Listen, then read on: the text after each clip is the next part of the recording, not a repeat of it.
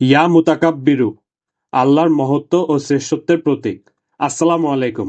আমাদের আসমাউল হুসনা সিরিজে আপনাকে স্বাগতম। এই সিরিজে আমরা জানছি আল্লাহর ৯৯টি সুন্দর নামের অর্থ ও তাৎপর্য।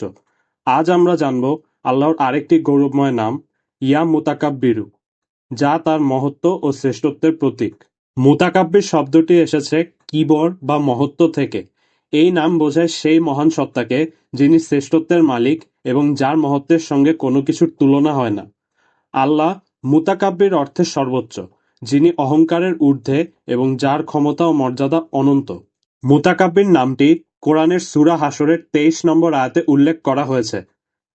তিনি আল্লাহ, যার ছাড়া কোনো উপাস্য নেই, যিনি শাসক, পবিত্র, শান্তিদাতা, রক্ষক, পরাক্রমশালী, ক্ষমতাবান এবং গরিমাময়। এই আয়াত আমাদের মনে করিয়ে দেয় যে আল্লাহর মহত্ব এবং শ্রেষ্ঠত্ব এমন এক বৈশিষ্ট্য যা শুধুমাত্র তারই প্রাপ্য।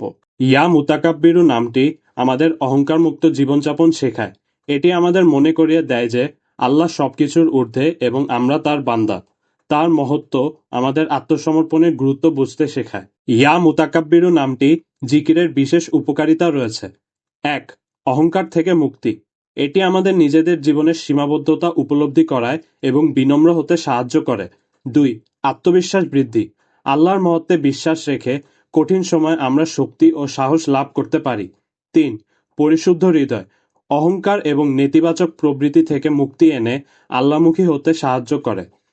ইসলামের ইতিহাসে দেখা যায় সাহাবারা এই নামটি জিকির করে নিজেদের জীবনে নম্রতা বজায় রাখতেন এবং আল্লাহর পথে দৃঢ়ভাবে অটুট থাকতেন। প্রিয় দর্শক, ইয়া মুতাকাব্বিরু নামটি আমাদের জীবনে এক অনন্য বার্তা দেয়, আল্লাহর সামনে আত্মসমর্পণ এবং অহংকারমুক্ত জীবনযাপন। প্রতিদিন এই নামটি স্মরণ করুন এবং আল্লাহর মহত্বের আলোয় আপনার জীবন আলোকিত করুন। আল্লাহ আমাদের সবাইকে সঠিক পথে পরিচালিত করুক। আজ এখানেই শেষ। আল্লাহ হাফেজ। আসসালামু আলাইকুম।